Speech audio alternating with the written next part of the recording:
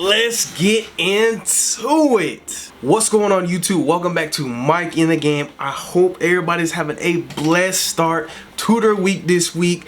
But without further ado, let's get into this week's video. Now, the dust has finally settled from the free agency, trades, the draft. So without further ado, let's talk about who are the top 5 teams in the AFC in this upcoming season. Now, a lot of teams did get better during this whole free agency draft process. Some teams kind of stayed the same, but a lot of teams in the AFC did get better. So, for obvious reasons, if we're going to start off with number 1, this one should be a no-brainer. It's the defending Super Bowl champions, the Kansas City Chiefs, and their resume pretty much speaks for itself. They've proven every day on the field that, hey, they're still among the best of the best, no matter who they may lose within free agency or trade or anything of that nature. They're still the best of the best. So we can't leave it out. And they're performing and creating a dynamic duo within that franchise. We thought without Tyreek Hill, the Kansas City Chiefs may fall off a little bit, but that has proven not to be the case. Travis Kelce has proven to be a dynamic duo with Patrick Mahomes. So we can't leave that aspect off. No matter who they may lose, they have the depth to reload and still be a massive firepower within the NFL. So for obvious reasons, until proven otherwise, the Chiefs are definitely going to remain number 1 in the AFC. Now, the number 2 team within the AFC has to go to this bad man who's leading the Cincinnati Bengals, aka Joe Shiesty. I, for one, am glad for all the success the Cincinnati Bengals have been having, considering what happened 3 years ago. You know, Joe Burrow tore his ACL in his rookie season. Now look at the past 2 seasons. Made it to the Super Bowl, pretty much rivaling the Super Bowl champions, the Kansas City Chiefs, putting up very competitive games within the NFL and to the reigning Super Bowl champions. So it's been great to see the success they've been having, and they have created a, as you can say, a wide receiver trio there, consisting of Tyler Boyd, T. Higgins, and that dangerous man, Jamar Chase. So, needless to say, they're kind of creating some really good things over in Cincinnati, and you can't even lie about it because the film doesn't lie. The big eye in the sky does not lie.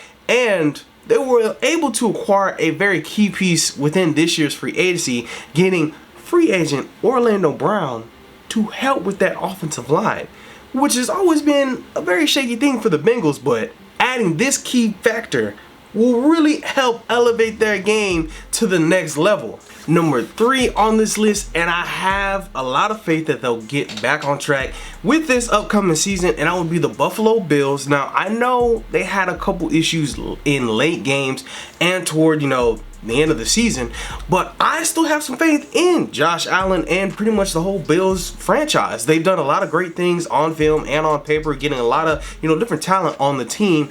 This year should be pretty interesting because people are going to be healthy and back. They're gonna get Von Miller back, who had a kind of strange knee situation toward like the middle to the end of the last season. So they'll get him back, and they were able to get Damian Harris out of free agency. So I'm going to be very excited to see how they'll use them in the run game. Hopefully, and I do hope this will help spark a little bit of different flavor into the run game and take away a little bit of the load off of Josh Allen, because who knows how long he can do it. He's pretty much running that whole offense. He's doing the running, the passing. He's pretty much doing it all. So I'll be glad to see this take a little bit of load off of Josh Allen if they can get that run game going. But I definitely have them at number 3, and we've made it to my number 4 out of my top 5 teams in the AFC in this upcoming season. And despite their loss within the wild card game last season, I still do have faith in them, just like the Buffalo Bills. So if you haven't guessed, it's the Los Angeles Chargers. Within the offseason, they were able to pick up Kellen Moore as the new offensive coordinator from the Dallas Cowboys. Now, I'm expecting Kellen Moore to bring a little bit more oomph to that offense to really help take Justin Herbert's game to the next level. Now, the biggest question mark for them is free agency. Austin Eckler still hasn't re-signed to the team, so it's going to be very important they work out that contract because he was a big factor within the offense, within that run game especially. Now, another notable loss they did have was Keenan Allen. They weren't able to get him back. There are a couple rumors he may be going to the Detroit Lions, but that's neither here nor there.